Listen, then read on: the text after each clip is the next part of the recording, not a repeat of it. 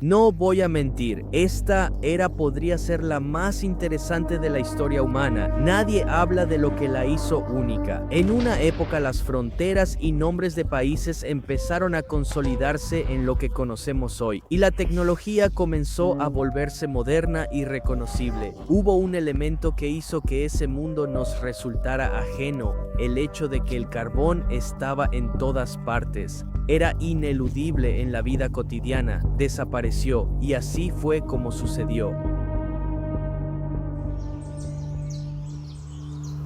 Las máquinas de vapor cambiaron para siempre el rumbo de la historia.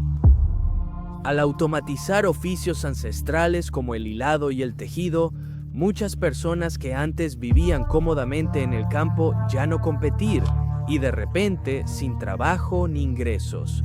Por suerte, nuevos empleos surgían frenéticamente en las ciudades, así que estas personas acudieron en masa en busca de trabajo, y cada uno de ellos debió haberse impactado por lo que vio. ¿Cómo funcionan las máquinas de vapor? Cuanto más grandes eran, más eficientemente quemaban carbón, construir fábricas cada vez más grandes. Uno solo puede imaginar lo impactante que fue ver esas enormes estructuras y las columnas de humo saliendo de ellas del horizonte de la ciudad. Pero a partir de ahora, este sería su hogar. Una vez que encontraba trabajo, un obrero descubría que la producción estaba desglosada en tareas básicas. De repente, personas que habían pasado su vida realizando trabajos gratificantes se veían reducidas a engranajes, repitiendo la misma tarea monótona todo el día, regida por un reloj. Y para muchas de estas personas, el concepto del tiempo era algo completamente nuevo, especialmente la idea de que dicta cuándo duermes, te despiertas, comes y vas y vienes del trabajo.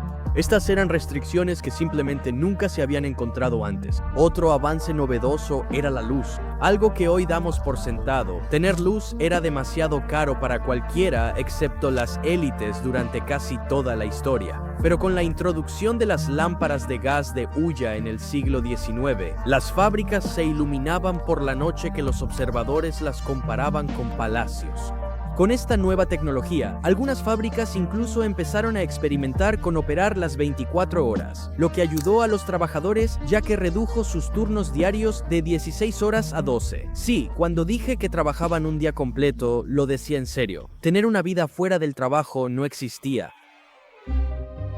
Debido a lo repentino y radical de este cambio social, no existían leyes que previnieran abuso laboral. En cuanto a la legislación, seguía siendo medieval.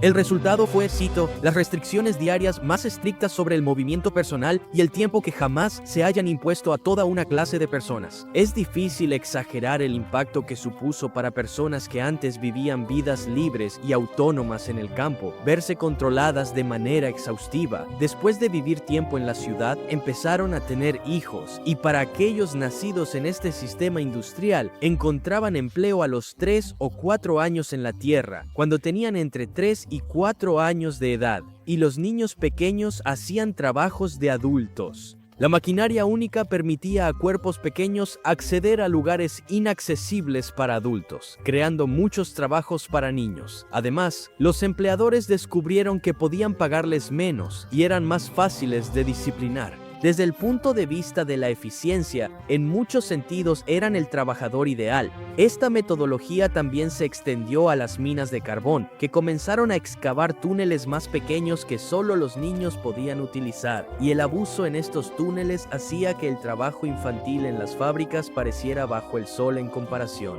La siguiente cita evocará una imagen mental a la de una película de terror, encadenados con cinturones, atados como perros a un carro, arrastrándose sobre manos y pies tirando de cargas pesadas. Esto ocurría en la oscuridad, iluminados por una antorcha en un pozo de mina tan pequeño que podían ponerse de pie. Y quizá te preguntes, ¿por qué sus padres los enviaban a esto? Bueno, para los adultos que enviaban a sus hijos a trabajar, no conocían otra cosa. La cuestión es que los niños siempre han trabajado a lo largo de toda la historia humana, contribuyendo a la familia de pequeñas maneras, como en el trabajo agrícola o lavando ropa. Debes entender que no existía un sistema educativo que preparara a los niños para el trabajo, simplemente empezaban a trabajar. Ahora, en este mundo industrial, la única manera de contribuir era económicamente, trabajando para un empleador. Así que, en lugar de tenerlos sentados en casa, los enviaban al sistema fabril sin darse cuenta de la vida de la que los privaban. Esta nueva clase de trabajadores industriales, desarraigados y tradicionalistas, era una visión alarmante para las clases altas que presenciaban la aparición de, cito, una nueva raza de seres, tanto en modales, ocupaciones y subordinación. Y en cierto modo tenían razón. En estas ciudades densamente pobladas, no se reservaba espacio para parques ni vegetación, y esta ausencia de naturaleza debió sentirse profundamente. Incluso el último bastión de la naturaleza, en el que todos podemos confiar, el sol, era bloqueado del cielo por la abrumadora masa de humo negro de carbón. Un periódico informó una vez que las personas apenas se veían a 2 metros de distancia. El hollín oscuro del carbón cubría todas las superficies, calles, edificios y ropa, lo que hacía casi imposible mantener la limpieza, a menos, por supuesto, que fueras rico. Sin embargo, a pesar de apenas ver lo que tenías delante, este mundo se conectaba más que nunca, ya que otra maravilla industrial transformaba Gran Bretaña, la máquina de vapor. Para 1852 habría 6.600 millas de vías férreas. Ahora la gente podía viajar entre las principales ciudades en un día, avance milagroso. Pero para algunos sabían que algo andaba profundamente mal con esta vida, así que sobrellevaban su existencia diaria ahorrando para un sueño, un boleto de ida a un país que solía ser una colonia de la corona, un lugar donde la promesa de libertad y aventura resonaba al otro lado del océano. Los Estados Unidos de América. Puedes imaginarte cómo, para las personas que vivían en esas horribles condiciones controladas y hacinadas, la promesa de un lugar lleno de naturaleza abierta, aventura y, lo más importante, libertad, resultaba sumamente atractiva. Un regreso a la antigua forma de vida de la que sentían haber sido despojados. Pero había solo un problema en ese aspecto. A medida que los estados se consolidaban, continuaban expandiéndose al oeste. En la conquista de tierras, inspeccionaron qué recursos contenían y lo que encontraron cambiaría el curso de la historia de Estados Unidos, tal como sucedió en Inglaterra. Lo has adivinado, encontraron carbón. Debido a la ubicación de los yacimientos, la revolución industrial en Estados Unidos comenzó en Pittsburgh, aldea comercial durante la Guerra de Independencia. Solo 8 años después de esa guerra, con 376 habitantes, la ciudad alcanzó un hito industrial único, su primera queja por contaminación. Se convirtió en un importante centro de manufactura para industrias de alto consumo de combustible como la del vidrio y el hierro. Y para 1817 tenía una población de 6.000 habitantes y más de 250 fábricas. Al igual que en las ciudades británicas, los visitantes empezaron a informar que el humo volvía a la ciudad sombría, bloqueando la luz del sol. Y solo 20 años después, Pittsburgh se convirtió en la capital del vapor del hemisferio occidental. Pero hasta ese momento, este fenómeno industrial ocurría aislado. En otras partes de Estados Unidos, la revolución estaba en pausa, pero eso estaba a punto de cambiar porque las ciudades de la costa este comenzaban a enfrentarse al problema Londres 2 siglos atrás. Estaban quemando tanta madera que sin árboles el carbón era una opción viable, pero había un problema. La infraestructura para el transporte simplemente no existía. A diferencia de Inglaterra, no podían simplemente navegar por la costa. Todo el carbón estaba tierra adentro y necesitaba ser llevado hasta la costa. Así que, en su lugar, tomaron otra ruta que los ingleses ya habían experimentado: los canales. Surgieron proyectos de excavación por todo el país, creando caminos a ciudades con ricos yacimientos de carbón. Y una vez que la tecnología estuvo disponible, otra innovación británica comenzó: los ferrocarriles, que se entrelazaron tanto con el comercio del carbón que eran una sola industria. Con la infraestructura ya establecida, surgieron nuevas ciudades a lo largo de estas rutas, lugares como Minersville, Newcastle y Port Carbon. Este último comenzó con una sola familia y creció a más de 900 personas en tan solo un año. Se puede decir que, en este punto, solo había dos cosas necesarias para la civilización: carbón y agua. Con las principales ciudades de Estados Unidos ahora abundantes en ambas, en las décadas siguientes, de 1835 a 1855, Estados Unidos se encontró en el mismo predicamento con el que comenzó este video. Migraciones masivas desde áreas rurales hacia ciudades industriales ocurrieron en cantidades. Para este momento, el país estaba tan industrializado que producía algunos bienes que los ingleses admiraban, pero este éxito económico no se distribuía uniformemente en todo el país. El carbón y lo que vino con él evidenciaron una marcada división económica entre el norte industrial y el sur agrícola, que dependía de plantaciones exportadoras. Estas tensiones estallaron en una guerra civil. Es aquí donde podemos tener nuestro primer vistazo de una guerra impulsada por el carbón. Los ferrocarriles fueron cooptados para uso militar, permitiendo un flujo constante de hombres y municiones al frente, lo que posibilitó batallas más grandes y sangrientas. El uso de grandes fundiciones de hierro permitió probar en batalla una nueva clase de barco, el acorazado. Fue una demostración de decisiva una ventaja industrial en la guerra. El norte tenía 10 veces más producción fabril, 32 veces más producción de armas de fuego y una asombrosa ventaja de 38-1 en carbón. El destino ya estaba sellado. Al final del conflicto, 600.000 estadounidenses habrían muerto, la guerra civil más mortífera de la historia humana. Y eso era solo el comienzo. Tras la guerra civil, Estados Unidos siguió avanzando y desarrollándose como nación, extrayendo cada vez más recursos hasta superar y destronar al rey del carbón, Gran Bretaña. Para la década de 1890, Estados Unidos se convirtió en el mayor productor mundial de carbón. Para 1900, esta brecha se amplió, haciendo del carbón la base del poder económico del país. Justo debajo de Gran Bretaña, producción de carbón, tercer lugar mundial, estaba una potencia industrial ascenso a Alemania. Algunas personas empezaban a hartarse.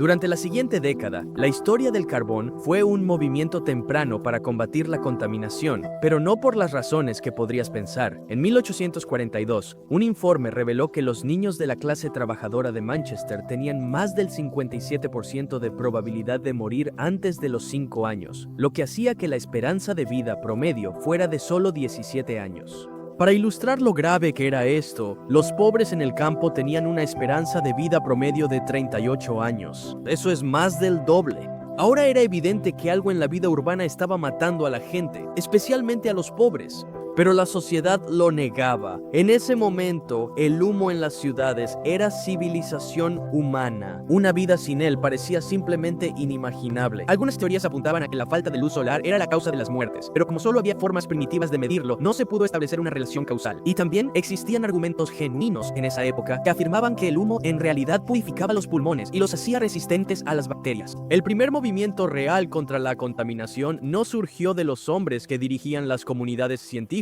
sino de sus hogares y de las mujeres. En una época donde las tareas domésticas eran responsabilidad de la mujer, se volvió difícil mantener limpios el hogar, la comida y la familia. El hollín del humo estaba en todas partes y esto empezó a verse como un problema. Pronto, las mujeres formaron grupos y alzaron la voz, dando inicio a lo que se llamaría el movimiento de administración municipal del hogar. Pero debido a que eran mujeres y a menudo privilegiadas, su llamado por un aire más limpio se consideraba sentimental y no se tomaba en serio.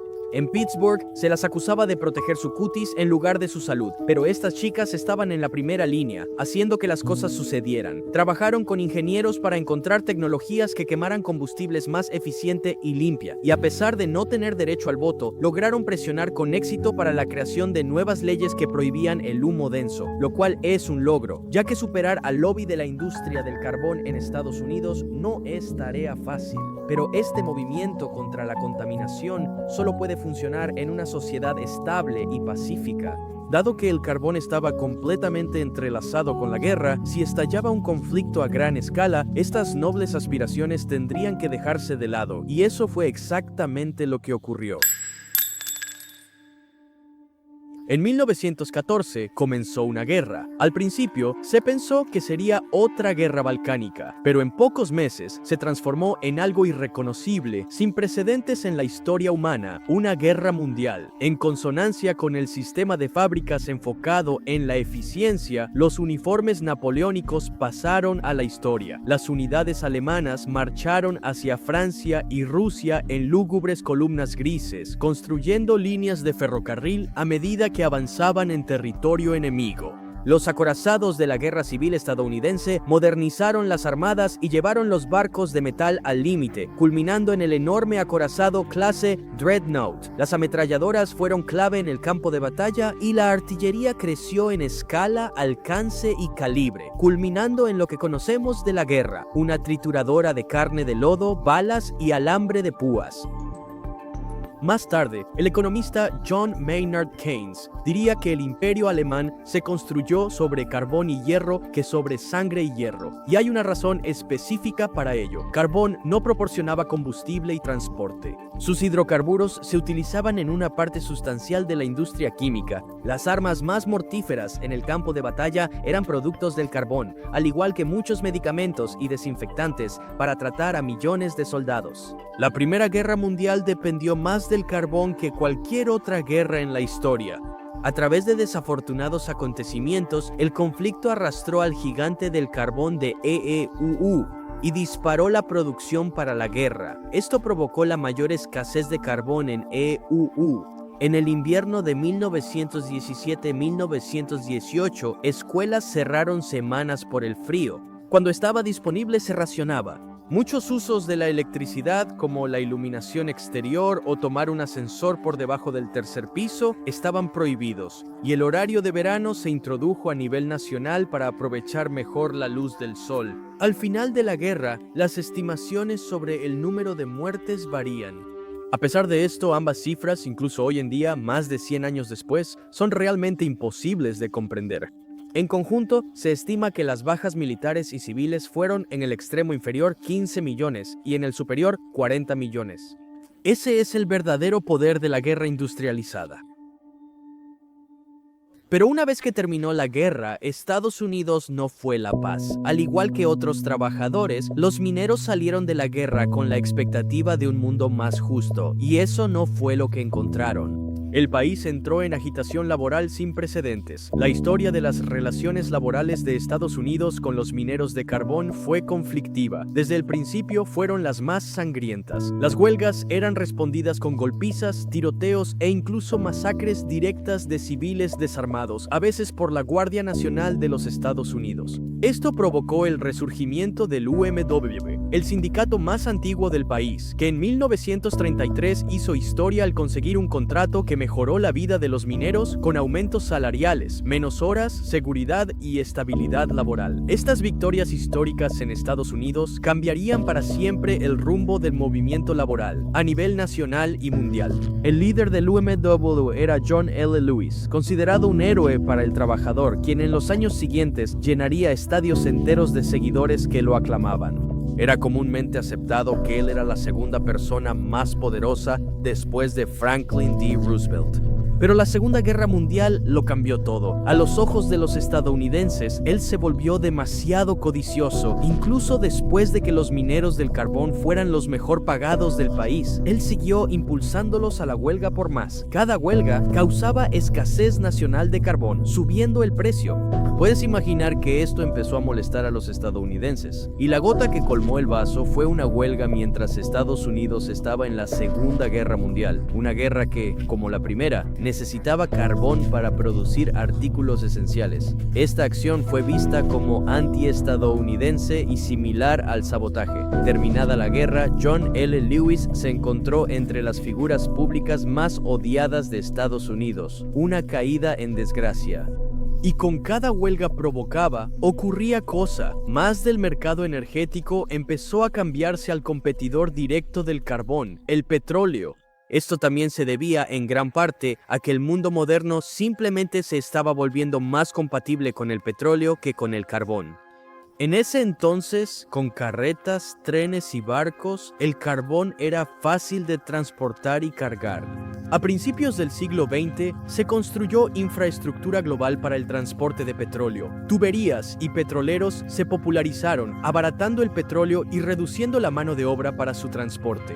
Y por supuesto, otra cosa que dificultó mucho más la situación del carbón fue el automóvil. Si en 1924 le hubieras preguntado a un analista del carbón si los automóviles serían buenos o malos para el carbón, se habría reído. Diría que buenos, pues se asumía que funcionarían con carbón. Pero no fue así. Estas máquinas devoradoras de petróleo aparecieron por todas partes, historia que ya he tratado en este canal. Si te interesa, dejaré un enlace. Incluso durante la Segunda Guerra Mundial, casi todos los trenes también funcionaban con petróleo. Se estaba usando menos carbón. Durante la guerra, el carbón representaba la mitad del consumo energético de EEUU, pero luego cayó en valor y porcentaje. Para 1955 había caído al 29% del uso energético nacional. Pero de ninguna manera esto fue el fin del carbón. Era el comienzo de una nueva etapa en el negocio, donde la materia prima sería retirada del primer plano de la sociedad y existiría principalmente tras bambalinas, fuera de la vista pero no de la mente.